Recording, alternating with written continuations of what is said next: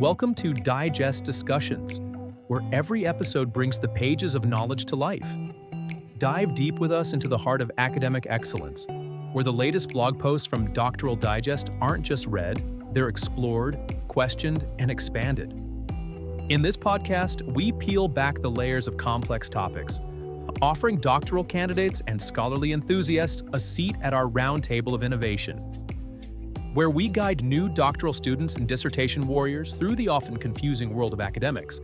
I'm excited about today's topic because it's something we've all struggled with: presenting research results effectively. That Doctoral Digest article on presentation strategies really resonated with me. I remember my first conference presentation. I was so nervous I nearly dropped my notes twice. That's exactly why this topic matters so much. The ability to communicate our findings clearly can make or break years of hard work. I've seen brilliant research fall flat simply because of poor presentation. Absolutely. Let's start with one of the key points from the article: knowing your audience. This seems obvious, but it's remarkable how many academics miss this. I've sat through presentations where the speaker might as well have been speaking another language. That's the classic academic trap, isn't it? We become so immersed in our specialized vocabulary that we forget not everyone shares our background knowledge. The article emphasizes assessing your audience's knowledge level before crafting your presentation. Right, and it's not just about avoiding jargon, it's about connecting with people where they are. If you're presenting to fellow specialists, you can dive deeper into methodological nuances. But for a more general audience, you need to emphasize the why behind your research. Why should they care? I love that distinction. And speaking of connection, the article mentions using relatable examples and analogies. I find this particularly powerful when explaining complex concepts. In my research on educational psychology, I often compare neural pathways to highways. It helps visualize an otherwise abstract concept. That's a perfect example, and it reminds me of something not explicitly stated in the article but implied: the power of metaphor in academic communication. Metaphors create cognitive bridges between the known and unknown. Exactly. Now, shifting gears a bit, the article emphasizes structuring results clearly. This is crucial because poor organization can undermine even the most groundbreaking findings. I found this section particularly helpful. The recommendation to start with a clear overview before diving into details follows classic storytelling principles. Establish the big picture before exploring the nuances. It's essentially academic narrative building. We're not just presenting data, we're telling the story of our research journey. The article suggests organizing findings into logical categories, which creates a natural flow for that narrative. And visuals play a critical role in that narrative. The article mentions that 72% of readers prefer visuals over text, and data visibility increases comprehension by 55%. These aren't just arbitrary suggestions, they're backed by cognitive science. Speaking of visuals, I'm curious about your take on the balance between text and graphics. I've seen presentations overwhelmed by dense tables where a simple graph would communicate the same information more effectively. That's a common mistake. I follow what I call the squint test. If you squint at your slide and can't immediately grasp the main point, it's too complicated. The article emphasizes this when discussing highlighting key results. Use bullet points, direct comparisons, and color coding to guide your audience's attention. I like that squint test. Another highlighting technique mentioned is incorporating anecdotes or real-world implications. This brings us back to the idea of relatability, creating that connection with your audience. Absolutely. Research doesn't exist in a vacuum. Highlighting how findings translate to practical applications helps audiences connect intellectually and emotionally with your work. I remember attending a presentation on climate data where the researcher shared a personal story about changes in his hometown. It transformed abstract statistics into something deeply meaningful. That emotional connection is so valuable. But of course, even the most carefully crafted presentation can face challenges. The article offers some excellent strategies for overcoming common presentation hurdles. The advice to anticipate potential questions is gold. I now keep a mental inventory of possible questions while preparing my slides. It not only helps me feel more confident, but often improves the presentation itself as I address potential confusion points proactively. Practice with peers is another critical recommendation. I've found that presenting to colleagues who aren't in my exact specialty provides the most valuable feedback. They'll catch when you're being unclear in ways specialists might not. Absolutely. And the article's point about staying calm when things go awry deserves emphasis.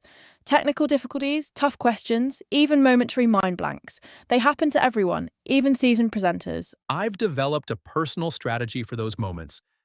I take a deep breath and remind myself that the audience wants me to succeed. They're not there to judge me, they're there to learn. That mental reframe helps tremendously. That's an excellent perspective. Another strategy I use is to practice what I call intentional improvisation, deliberately going off script during practice sessions to build confidence in my ability to adapt on the fly. That's brilliant. And it connects to the article's final section on polish and professionalism.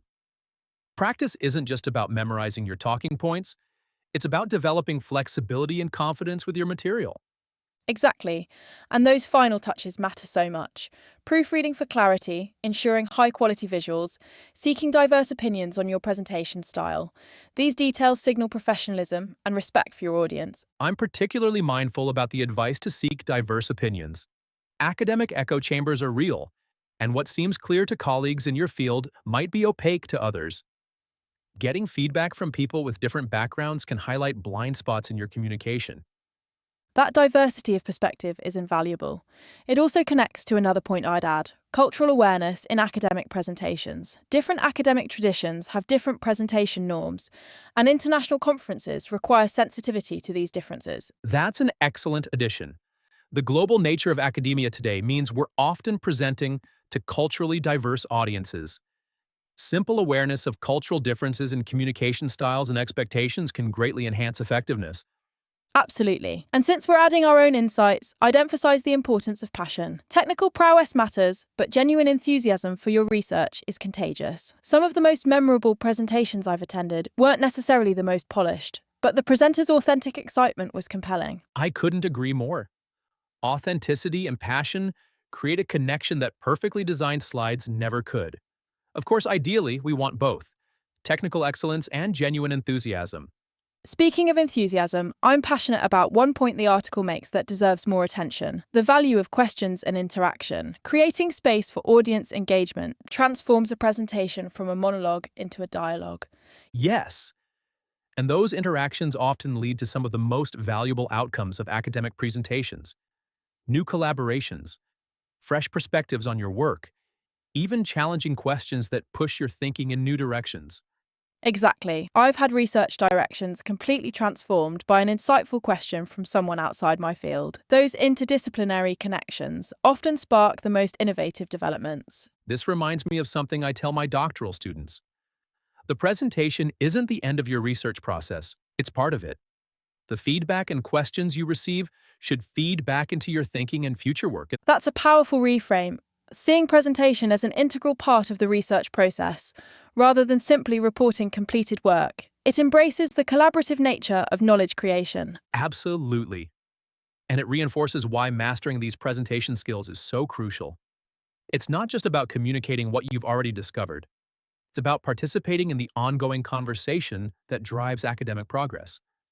I think that's the perfect note to end on. The recognition that academic presentations aren't just performances, they're conversations. And like all meaningful conversations, they require clarity, engagement, and a genuine connection between speaker and audience. Absolutely.